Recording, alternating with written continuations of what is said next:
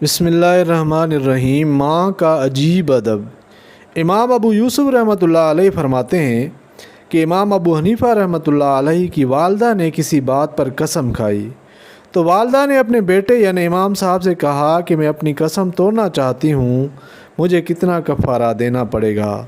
فلاں واعظ صاحب جو واعظ کیا کرتے ہیں ان سے پوچھ کر آؤ کہ اس صورتحال میں شرعی حکم کیا ہے۔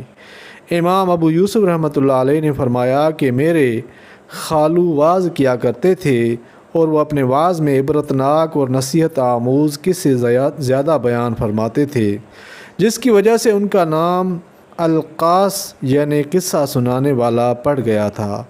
ان کا نام ابو طالب تھا، ان کو قصہ سنانے کی وجہ سے القاص کہتے تھے، اور امام صاحب کی والدہ ان کے بیان میں حاضر ہوتی تھی۔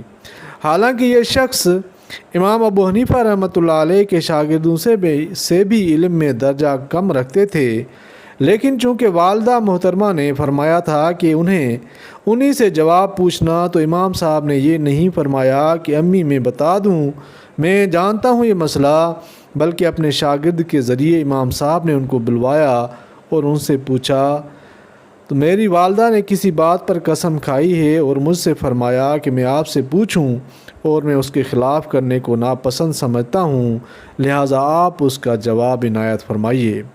ابو طالب نے کہا مجھے تو جواب آتا نہیں، آپ مجھے جواب بتا دیں۔ تو امام صاحب نے فرمایا اس مسئلے کا جواب اس طرح سے ہے۔ تو ابو طالب نے کہا میری طرف سے آپ ہی والدہ صاحبہ کو یہ جواب دے دیں۔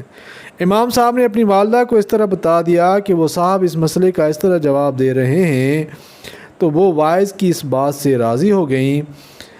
تو والدین کی جو عزت ہے، اس سے بڑا ہی سبق ہے ہمارے لیے کہ امام صاحب بہت بڑے فقیہ تھے، لیکن اس کے باوجود بھی اپنی والدہ کے احترام میں کیسا احتیاط برتتے تھے۔